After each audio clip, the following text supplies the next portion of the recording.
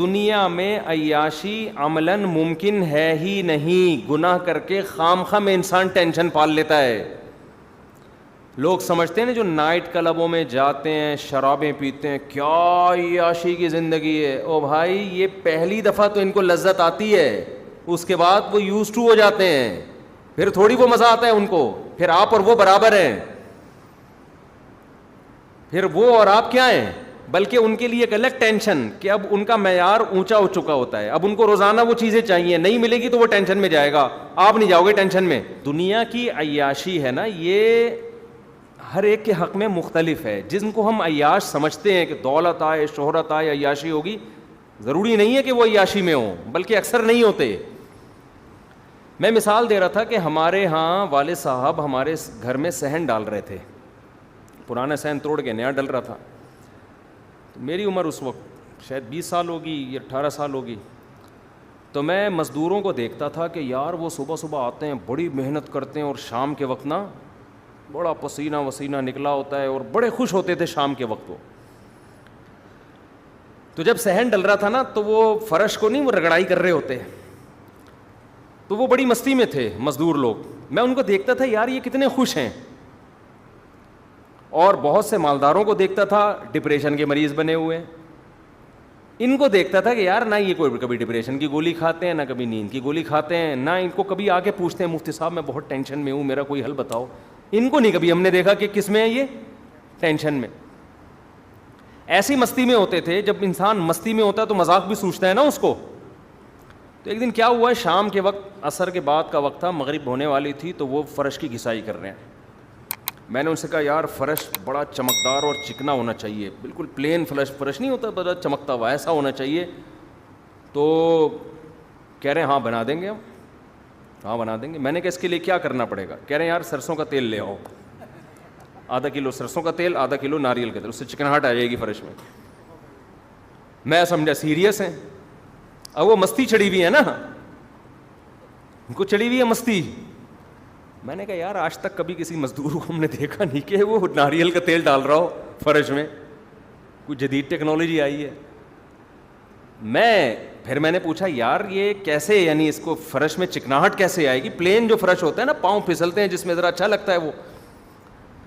کہہ رہے ناریل کا تیل لے آؤ, ذرا گھسائی ہوگی ناریل کا تیل ڈلے گا. تو میں واقعی جانے لگا, میں نے اتنی سیریس میں جانے لگا. کہہ رہے بھائی کیا کر رہے ہو.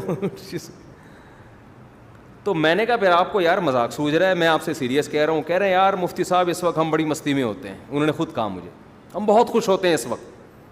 اچھا سوری مفتی صاحب تو نہیں مجھے اس وقت کہتے تھے, ویسے ہی مولوی صاحب یا کچھ بھی نام لے لیا ہوگا, مجھے یاد نہیں کیا کہا انہوں نے. کہا ہم بڑی مستی میں ہوتے ہیں اس وقت. میں نے کہا خیریت کیوں. کہہ رہے ہم صبح سے تھکے ہوئے ہوتے ہیں, اس وقت ہمیں ملتی ہے دہاڑی, اور تھکاوٹ سے حال ہوتا ہے برا. گھر میں بچے انتظار کر رہے ہوتے ہیں, بیوی بچے. مغرب کے بعد ہم گھر جائیں گے, نہائیں گے, دھوئیں گے, صاف ستھرے کپڑے پہنیں گے, بیگم صاحبہ نے کھانا تیار کر کے رکھا ہوگا, منجی پہ بیٹھ کے کھائیں گے. منجی نہیں ہوتی, گدے ودے مولٹی فوم نہیں ہوتا. اور منجی پہ بھی میں ایک بیان کر چکا ہوں, مولٹی فوم میں اوپر سے ہوا لگتی ہے, نیچے سے ہوا نہیں لگتی. غریب کی چارپائی میں اوپر سے بھی ہوا لگتی ہے اور نیچے سے بھی ہوا لگتی ہے. حقیقت ہے, اس میں بڑا مزہ ہے. میں تو جب بھی سفر میں جاتا ہوں نا, یہ جو ڈھابے کے ہوٹل ہوتے ہیں نا کچے منجی, وہاں بیٹھ کے کھاتا ہوں. میں کوشش یہی کرتا ہوں. ان کی بھنڈی میں بڑا ذائقہ ہوتا ہے, اور ہوا نیچے سے بھی لگ رہی ہوتی, بھی بڑا فائدہ ہوتا ہے.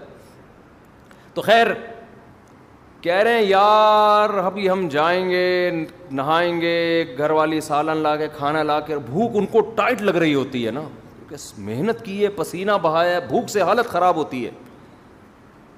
اور بچے بھی انتظار کر رہے ہوتے ہیں. اور مغرب کے بعد کہتے ہیں ہم کھائیں گے, عشاء پڑھ کے لمبے ہو جائیں گے. تو میں بار بار یہ سوچتا تھا کہ یار یہ کس قدر سکون میں ہیں یہ لوگ, کتنے سکون. ان کو کوئی غم نہیں ہے کہ ہم چھوڑ کے کیا جا رہے ہیں بچوں کے لیے وراثت میں, کوئی ڈر نہیں ہے, کیونکہ ان کو پتہ ہے بچے کو بھی اسی لائن پہ لگا دیں گے. جو خدا ہمیں کھلا رہا ہے وہ ہمارے بچوں کو بھی کھلائے گا. نہ یہ نسل روکتے ہیں کہ 2 کے بعد تیسرا ہو گیا تو کہاں سے کھائے گا. انہیں یہ ٹینشنیں نہیں ہیں.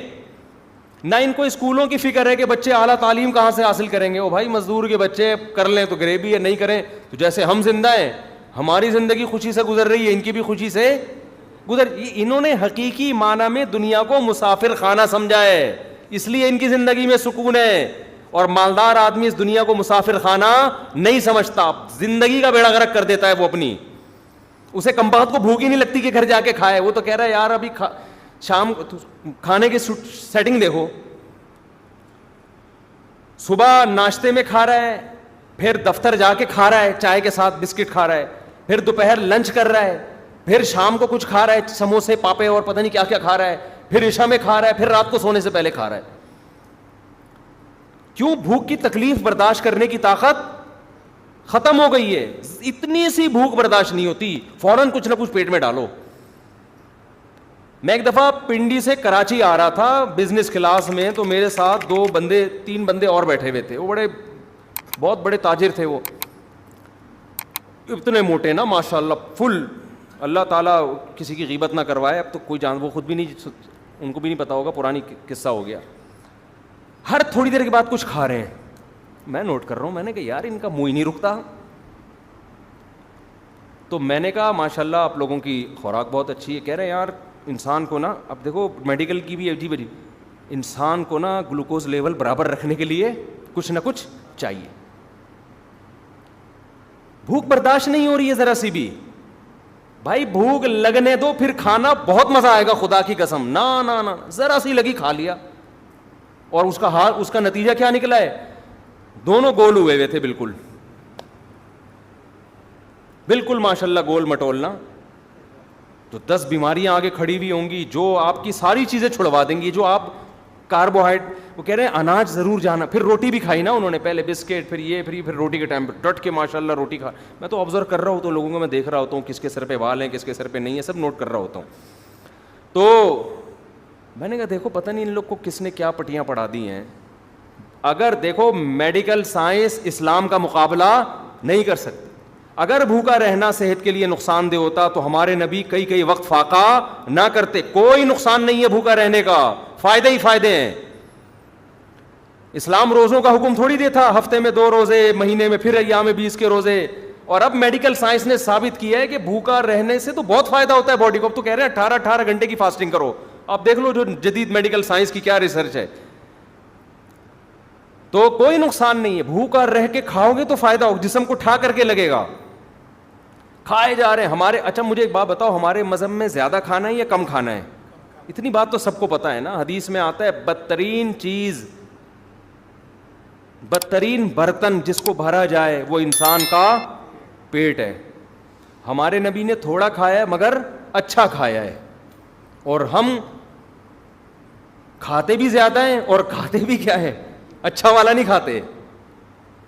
پیزے کے تو دھونے والے بھی اچھے نہیں ہیں بھائی, اور آپ پورے ہی پیزے پھوڑ دیتے ہو. خیر کہاں سے کہاں بات چلی گئی. میں آج کہیں گیا ہوٹل میں نا, کہیں بیان تھا, تو جیسے ہی میں پہنچا ہوں چائے کیک بسکٹ, میں نے کہا بھائی میں نہیں کھاؤں گا, میں ناشتہ کر کے آیا. انہوں نے کہا نہیں. میں نے کہا کسی کے باپ میں دم ہے مجھے کھلا کے دکھائے, ایسی کی تیسی. یار دماغ پاگل سمجھا ہوا یار ہمیں. کیونکہ جہاں مولوی صاحب جا رہے ہیں کچھ نہ کچھ ان کو کھلایا جا رہا ہے. اب دھونے والے وہاں لے لیے, دھونے والے وہاں لے لیے, دھونے والے وہاں لے لیے, 2 کیک وہاں لے لیے, 2 کیک رس وہاں سے ڈبو کے کھا لیے, وہاں کے کھا لیے, ادھر جوس پی لیا, ادھر یہ پی لیا, ادھر کولڈ ڈرنک پی لیا, ادھر. ہمارا تو سارا دن یہی.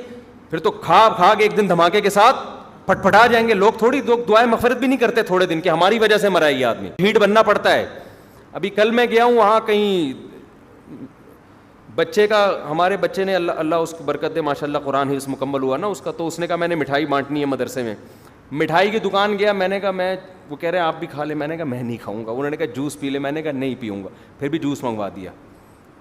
میں نے فوراً کسی کو پکڑا دیا میری طرف سے, میں نے کہا آپ پی لیں. جب تک اس طرح آپ ڈھیٹ نہیں بنیں گے نا, خوب سمجھ لو آپ پھوڑتے پھاڑتے رہیں گے. اور یہ اللہ کو پسند نہیں ہے کہ ہر وقت بکریوں کی طرح جگالی کرتے رہو. یہ حدیث ہے نبی صلی اللہ علیہ وسلم کی کہ بدترین برتن جس کو بھرا جائے وہ کیا ہے, انسان کا پیٹ ہے. آپ بھوکا رہنا سیکھو, تھوڑا کھاؤ گے ٹھا کر کے لگے گا باڈی کو, بہت اچھے ہو جاؤ گے, فٹ عبادت میں مزہ آئے گا. تو اور حدیث میں کیا آتا ہے, بخاری کی حدیث ہے, نبی صلی اللہ علیہ وسلم نے فرمایا سب سے بہتر میرا زمانہ, پھر اس کے بعد آپ نے کیا فرمایا, جھوٹ پھیلے گا اور موٹاپا آئے گا. یعنی نبی جو کہہ رہے ہیں بدترین زمانہ شروع ہوگا تو اس کی علامتیں کیا بیان کر رہے ہیں؟ لوگوں میں جھوٹ اور موٹاپا. یعنی وہ موٹاپا نہیں جو نیچرل ہوتا ہے, وہ موٹاپا جو زیادہ کھانے کی وجہ سے ہو.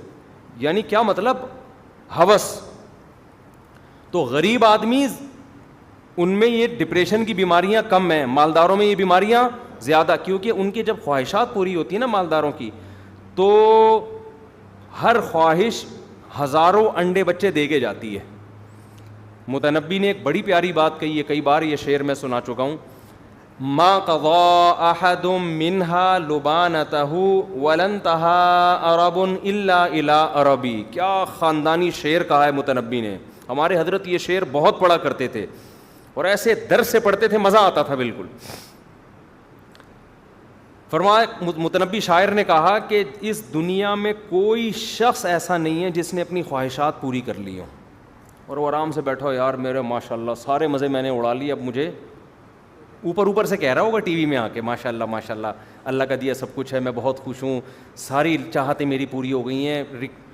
انٹرویو میں بھی یہ کہہ رہا ہوگا, اندر سے کہہ رہا ہوگا یار وہ یہ بھی نہیں ہوا, یہ بھی نہیں ہوا, اور یہ بھی میری چاہت ہے, یہ بھی ہو جائے, یہ بھی ہو جائے, یہ بھی ہو جائے. اندر سے نا خواہشات کے بہت ساری چاہتیں ہوں گی, تو ٹینشن دیں گی وہ ساری چاہتیں. تو ما قضا احد منها لبانته, اس دنیا میں کسی نے اپنی خواہش کو پورا نہیں کیا. اب سوال پیدا ہوتا ہے کہ بہت سے لوگ جو چاہتے ہیں وہ مل جاتا ہے ان کو. تو اگلے شعر کے اگلے مصرے میں متنبی نے سوال کا